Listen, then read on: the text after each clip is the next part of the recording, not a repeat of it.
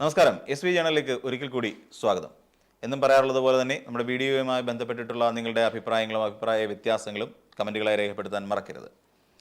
ഞാൻ ഈ സ്വർണ്ണപ്പാളി തട്ടിപ്പ് വിഷയവുമായി അല്ലെ സ്വർണ്ണപ്പാളി കവർച്ചയുമായി ബന്ധപ്പെട്ടുകൊണ്ട് എനിക്ക് നമ്മുടെ VD സതീശനോട് ഒരു ബിഗ് സല്യൂട്ട് കൊടുക്കേണ്ടതായിട്ടുണ്ട്. എന്താണെന്ന് ചോദിച്ചു കഴിഞ്ഞാൽ, ഈ ഉണ്ണികൃഷ്ണൻ പോറ്റി എപ്പോഴോ ഒരിക്കൽ VD സതീശനെ വിളിക്കുന്നു. VD സതീശനെ വിളിച്ചിട്ട് പറയുന്നു, സതീശേട്ടാ ഒരു പ്രശ്നമുണ്ട്, അവിടെ നമ്മുടെ ദ്വാരപാലക ശില്പത്തിൻ്റെ പീഠം കാണുന്നില്ല. ആ പീഠം കാണാത്ത വിഷയം നിങ്ങൾ എങ്ങനെയെങ്കിലും ഒന്ന് പുട്ടപ്പ് ചെയ്തുകൊണ്ട് വരണം, എടുത്തുയർത്തി സഭയിലടക്കം ചർച്ച ചെയ്യണം. അങ്ങനെ ചർച്ച ചെയ്തതിന് ശേഷം ഇത് എവിടെ പോയി എന്നുള്ളത് നമുക്ക് കണ്ടുപിടിക്കണം എന്നുള്ളതിനെക്കുറിച്ച് ഉണ്ണികൃഷ്ണൻ പോറ്റി VD സതീശനെ വിളിച്ച് പറയുന്നു. ഒരു ചോദ്യമുണ്ട്, ആ ചോദ്യം അവിടെ നിൽക്കട്ടെ. അപ്പോഴേക്കാണ് VD സതീശൻ ഇത് സഭയിൽ അവതരിപ്പിച്ചു. ഇങ്ങനെ ഒരു വലിയ പ്രശ്നമുണ്ട്, ഉണ്ണികൃഷ്ണൻ പോറ്റി എന്നോട് നേരിട്ട് പറഞ്ഞ വിഷയമാണ് ഇത്, ശബരിമലയിലെ ദ്വാരപാലക ശില്പത്തിൻ്റെ പീഠം കാണുന്നില്ല എന്നുള്ള വിവരം. അപ്പോഴാണ് അതുകൊണ്ട് അത് അന്വേഷിക്കണം എന്നുള്ളതായിരുന്നു. അപ്പം സ്വാഭാവികമായും എന്താണ് നമുക്കറിയാമല്ലോ, VD സതീശൻ വന്ന് ഇങ്ങനെ കൈ കാണിച്ചിട്ട് പോയത് ഓർമ്മയുണ്ടല്ലോ, ഇനി CPM എന്ന് പറഞ്ഞുകൊണ്ട് ഇങ്ങനെ കൈയൊക്കെ കാണിച്ചിട്ട് പ്രത്യേകതരം ആക്ഷനൊക്കെ എടുത്തിട്ട് VD സതീശൻ പോയ കാര്യമൊക്കെ നമുക്കറിയാം. അപ്പം VD സതീശൻ എന്തോ കരുതിക്കുട്ടി ബോംബ് പൊട്ടിക്കാൻ പോകുന്നു അടക്കമുള്ള ചില വിവരങ്ങൾ വന്നിരുന്നു. അപ്പം പക്ഷെ ബോംബ് വലുതായിട്ട് പൊട്ടിയോ എന്ന് ചോദിച്ചാൽ എങ്ങും ബോംബൊന്നും പൊട്ടിയില്ല. പൊട്ടിയത് മൊത്തം ഇന്ദിരാഭവനിൽ കിടന്നിട്ടാണെന്ന് മാത്രം. അപ്പോൾ VD സതീശൻ ഇങ്ങനെ ഒരു ഡയലോഗ് അടിച്ചിട്ട് പോകുന്നു. ആ ഡയലോഗിൻ്റെ പുറത്ത് നിന്നിട്ട് സഭയിൽ കയറിയെന്നിട്ട് പറഞ്ഞ് ഇങ്ങനെ ഒരു പ്രശ്നം നടന്നിട്ടുണ്ട്, ഉണ്ണികൃഷ്ണൻ പോറ്റി എന്നെ നേരിട്ട് വിളിച്ച് പറഞ്ഞ കാര്യമാണ് എന്ന് പറയുന്നു. സർക്കാർ പറഞ്ഞാൽ എന്താ, നമുക്ക് അന്വേഷിക്കാം എന്ന് പറഞ്ഞു.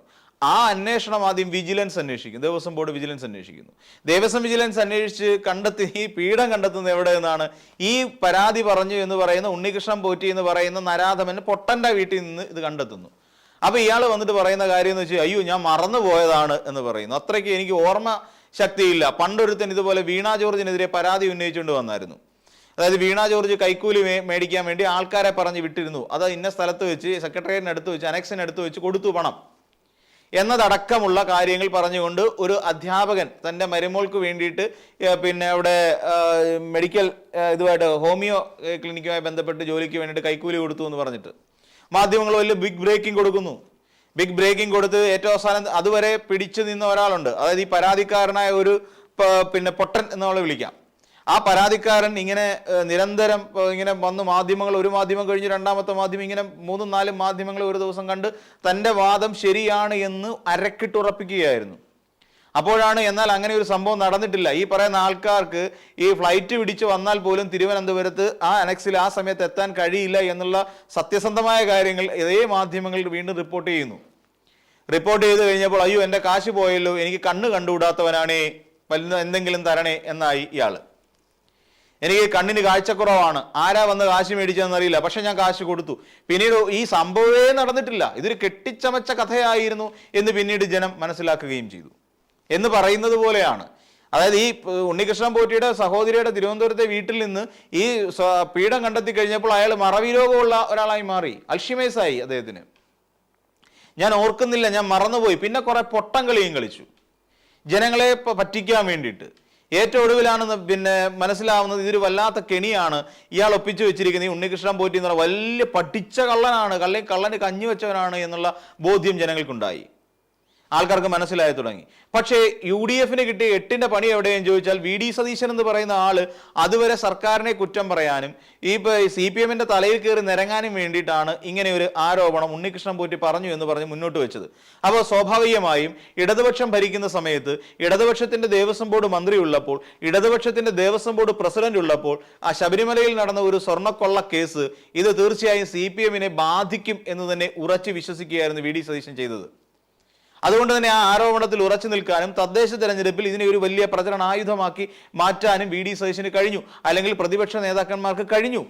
അതോടുകൂടി ഒരു വലിയ പ്രതിസന്ധിയിലേക്ക് പാർട്ടി പോകും എന്ന് കരുതിയെടുത്ത് അവിടെയാണ് തെറ്റുപറ്റിയത്. അപ്പോഴേക്കും സർക്കാർ പറഞ്ഞു, ഇതിനൊരു പ്രത്യേക അന്വേഷണ ഏജൻസി കോടതിയിലേക്ക് പോകുന്നു.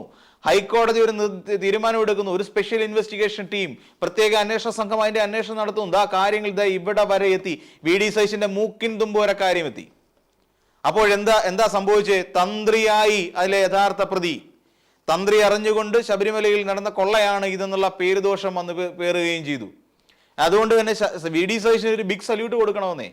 കാര്യം CPMനെ കൊടുക്കാൻ വേണ്ടി ഒരു കെണി വെച്ച് ആര്, ഉണ്ണികൃഷ്ണൻ പോറ്റി. ഉണ്ണികൃഷ്ണൻ പോറ്റിയും സതീശനും ചേർന്നുകൊണ്ട്. ഏറ്റവും അവസാനം ഈ ഉണ്ണികൃഷ്ണൻ പോറ്റി പെട്ടു. ഉണ്ണികൃഷ്ണൻ പോറ്റി പെട്ടത് പോരാഞ്ഞിട്ട് അവിടുത്തെ തന്ത്രി, ദേവതുല്യനായ തന്ത്രി കൂടി ഇക്കൂട്ടത്തിലേക്ക് പെട്ടു. പിതൃതുല്യനാണ് അയ്യപ്പനെ സംബന്ധിച്ചിടത്തോളം. ആ തന്ത്രി കൂടി ഇതിനകത്തേക്ക് കെണിഞ്ഞു. ഈ കെണിഞ്ഞത് മാത്രമല്ല, ഈ കൊണ്ട് ഉരുക്കിയവനും എടുത്തവനും വാങ്ങിച്ചവനും എല്ലാം പെട്ടു. റാത്തൻ ജ്വല്ലറി എന്ന് പറഞ്ഞിട്ട് ബെല്ലാരിയിലെ ആ ജ്വല്ലറി ഉടമ ഗോവർദ്ധനും പിടിയിലായി.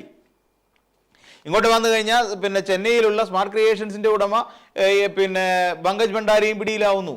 അങ്ങനെ സകലമാന ആൾക്കാരും രണ്ട് പേര് CPM എന്ന് പറയാൻ പത്മകുമാറും N വാസുവും മാത്രം പിടിയിലാവുന്നു. ബാക്കിയെല്ലാം കോൺഗ്രസ്സുകാരന്മാര്.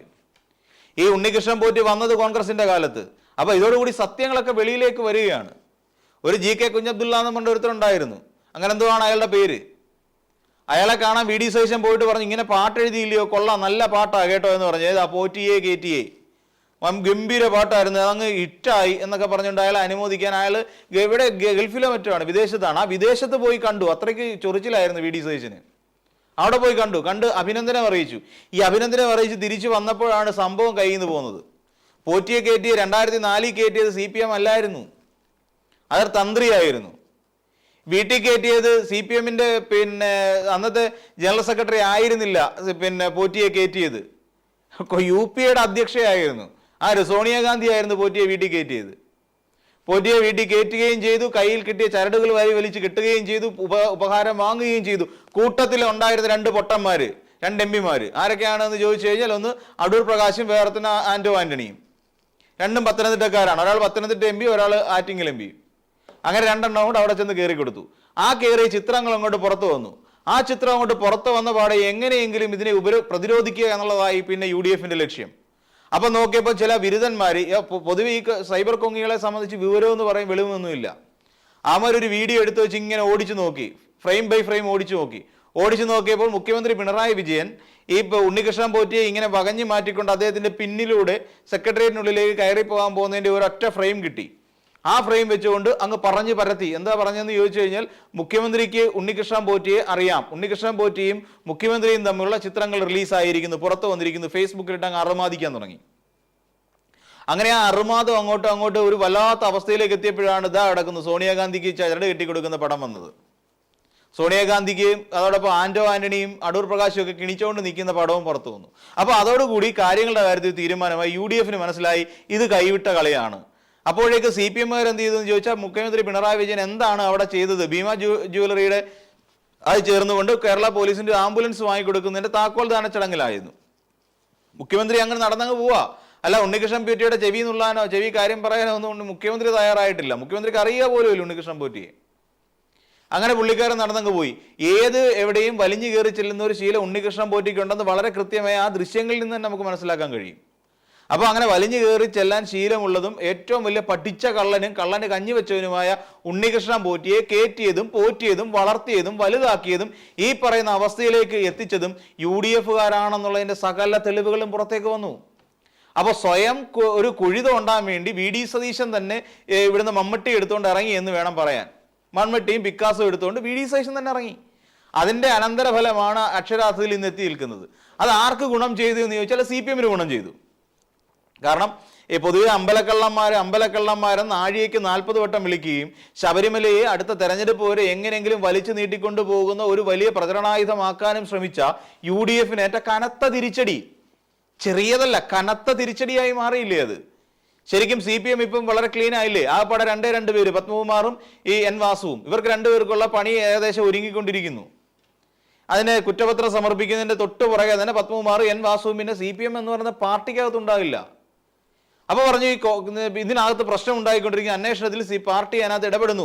ഉടനെ ഹൈക്കോടതി പറഞ്ഞു അങ്ങനെയൊന്നും ഇല്ല, പ്രതിപക്ഷത്തോടും മീഡിയയോടും ആവശ്യപ്പെട്ടിട്ടില്ല ഇതുമായി ബന്ധപ്പെട്ട ഒരു വിധി പറയാൻ എന്ന് കോടതി ഒരു നിർദ്ദേശം പുറപ്പെടുവിക്കുകയും ചെയ്തു. പെട്ടു.